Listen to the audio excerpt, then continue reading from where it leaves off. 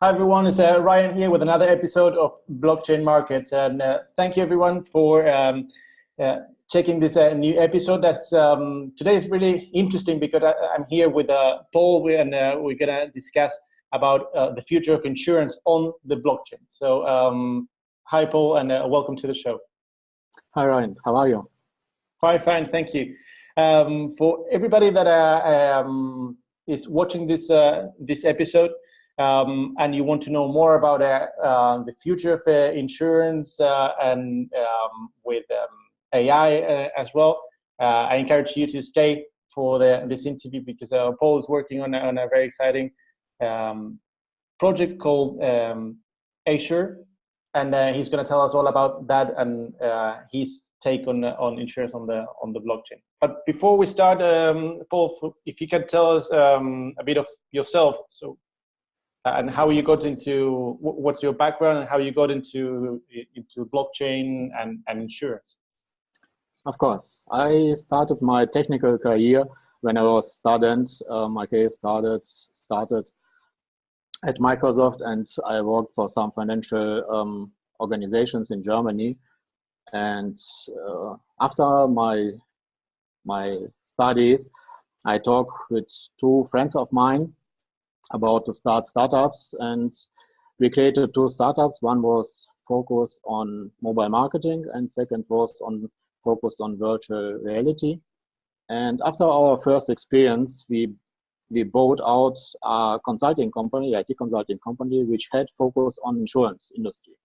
And in this company, my role was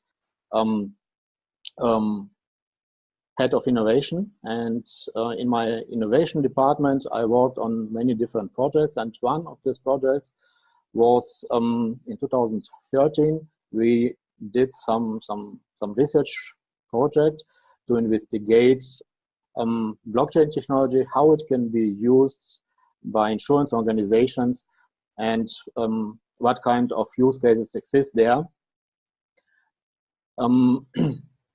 But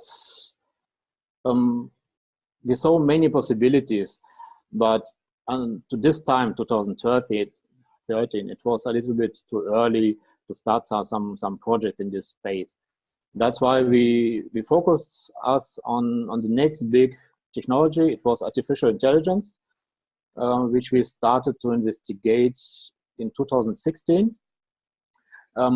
There I opened one research labs department in Kiev with focus on artificial intelligence. And 1 year later, we came back to insurance industry and blockchain again. Because with the help of EVM from Ethereum, we saw opportunities that it can be really improve many processes of insurance industry. And in this moment, we decided, okay, we need a different organization form which can bring big impact for society. And that's why we said, okay, we need a non-profit organization, and that we can't use this consulting company. To this time, this consulting company was about 120 employees big. And in my department, we decided, okay, we will leave our careers as consultants, and let us focus on blockchain technology and insurance to create something really, really big for people and society. And then we created Azure. Interesting, very interesting. So that now jumping more into Azure itself, just in one sentence, can you tell us what Azure is? Yes, Azure, it's a platform and protocol which is based on blockchain technology. And what we want to offer, it's an open platform where different providers like insurers and reinsurers can bring their services together, and this service can be connected on top of this platform and protocol. And people and yes, people and participants of our platform can create different products and solutions on top of our platform, just to use our tools and to connect all providers together to different solutions. One example is one friend of mine. He is musician, and he searched for one insurance for his instruments, and he talked with different insurance organizations, but they said, okay, we don't have such solution. And in this moment, he can say, okay, I will design such a product for musician instruments, and different people can say, okay, I have the same problem and I would participate on this product. And so we can create on top of our platform one collective and risk solutions, where people don't, or not people, where provider don't have to invest really much time, because it will work completely autonomous for them, and people can create own solutions. They have just to buy and take risks. And in the much more further future, we think that that community by itself can act on this platform as insurer and reinsurer when it will be much more further, and regulation will agree that there are risks in the same way organized like in classical insurance industry. Got it. Interesting. And so then it would start as a kind of ecosystem with providers and users of that they could propose a specific insurance. Is that correct? In one way, you are right. Yes, but our first focus is something different. It's also in the space of insurance, but it's in the space of social security systems. Our first proof of concepts, it's focused on social security systems, especially pension system, which is based on just German social security system. And we try to show how can we realize a complete social security pension system on top of blockchain, which is completely autonomous, and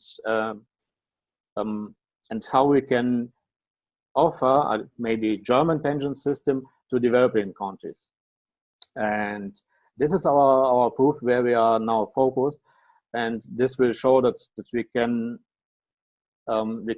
develop different solutions like social security solutions and insurance solutions on top of our platform and protocol, that it supports different kind of solutions. And specifically in the case of pension funds that you mentioned, I'm interested also in knowing like how does it work at the moment, and how would it work with the Azure and the blockchain? What is the plus of moving that model to the blockchain, in this case with Azure? So nice question, because German pension system don't really need funds. It's a distributing system. It's called pay-as-you-go system, or pay-as-you-go social security system.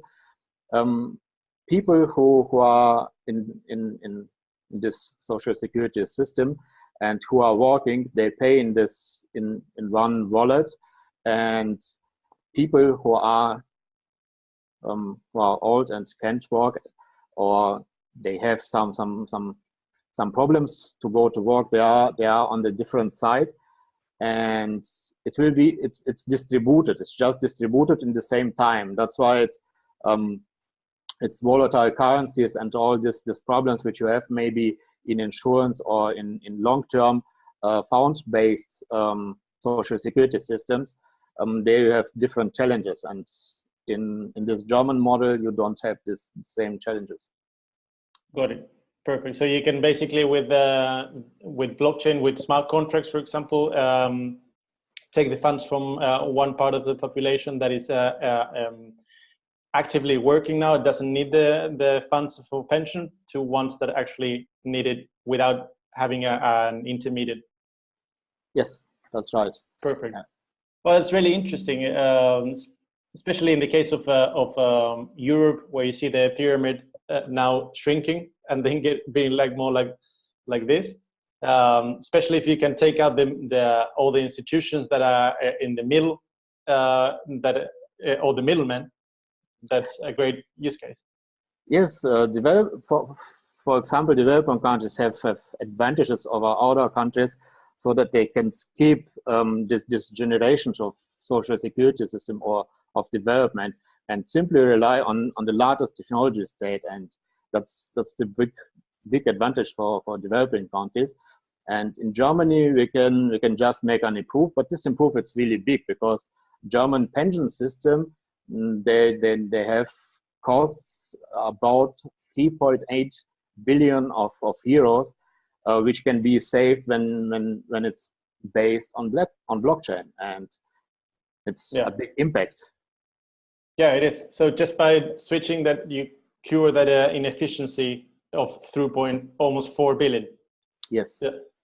But that's a great use case. And when you talk about social security and you mentioned pension funds, is it specifically you want to start with the pensions, or are you looking also at other parts in the same category? For example, unemployment, and healthcare. Exactly.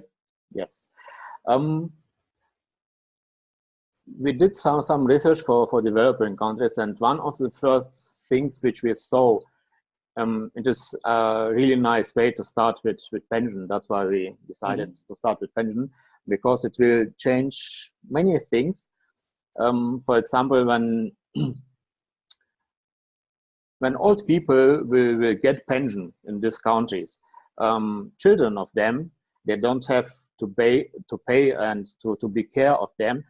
They will have a little bit more money that they can invest in their education and in the education of their children. And I think in 20 years, when such pension system will be there, it will make a big impact. It's just from pension system. And then when pension system is established, then it can be used second and third social security system. But we need to talk with countries and governments, governance, about different steps, because you can start from one day to second, but it can go really fast when you will go top down to one country and say, okay, we need some regulations to start with such system. And in Germany, we saw how fast it can go, because Germany had fund-based social security pension system, and West Germany had pay-as-you-go social security pension system, and they needed to be in the same way and to be right, and they needed just 1 month to change. And when we will have finished with our technical basis with common protocol, it will be in the same way possible to start such a project in 1 month.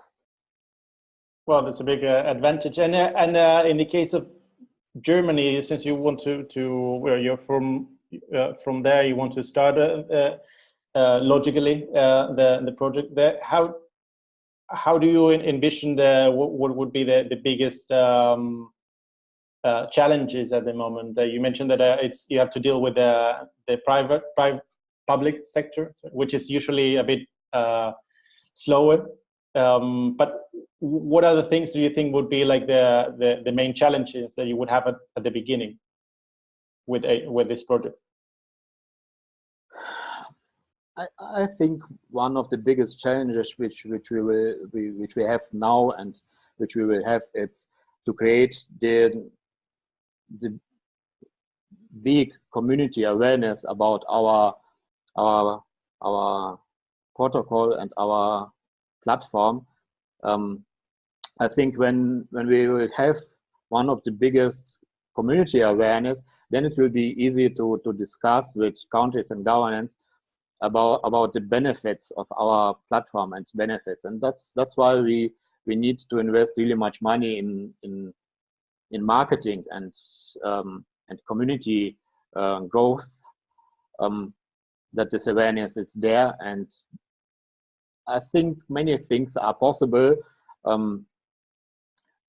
like we see how crypto scene impact to the different aspects in different industries. And we just focused on insurance and social security system and maybe reinsurance.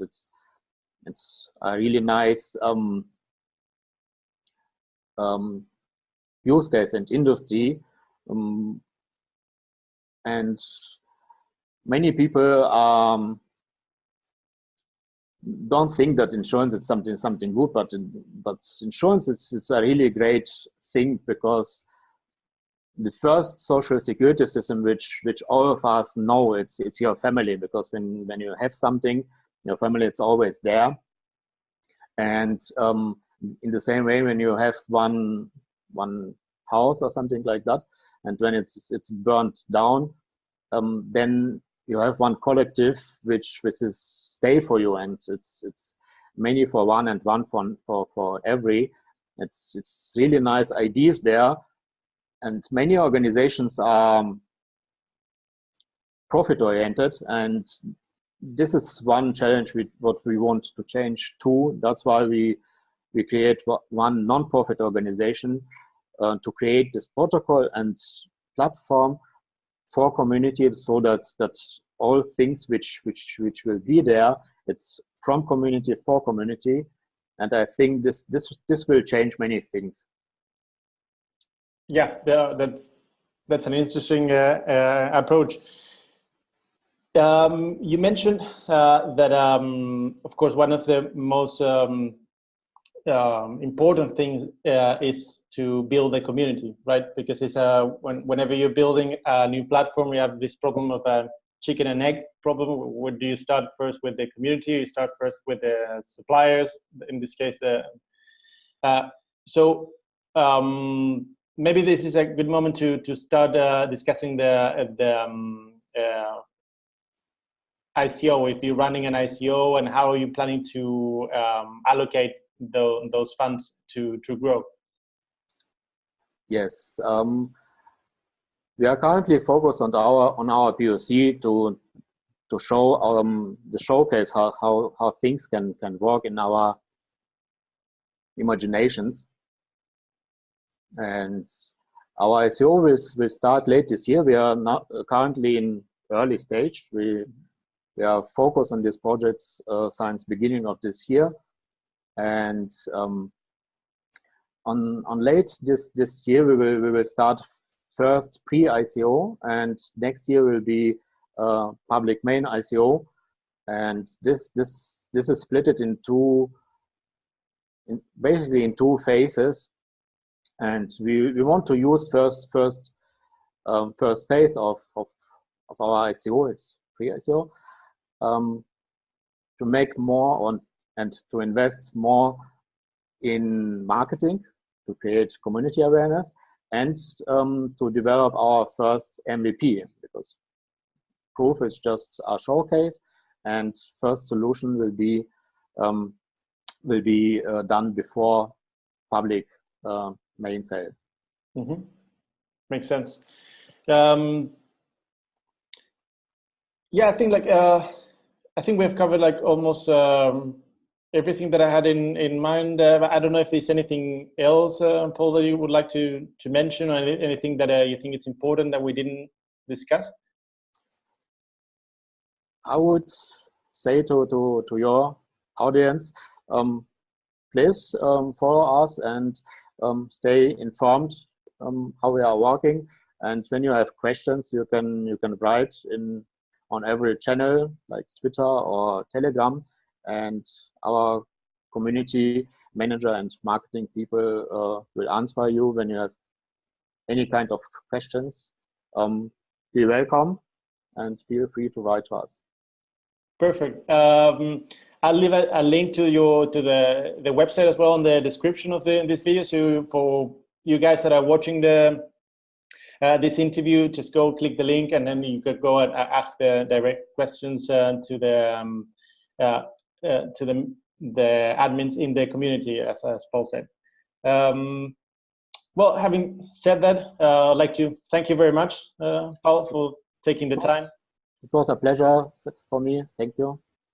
And thank you. And yeah, I hope that we can have a second interview in a few months from now, when you already went through the ICO and the protocol it's up and running, and then we can see how everything is going. Of course, it would be great.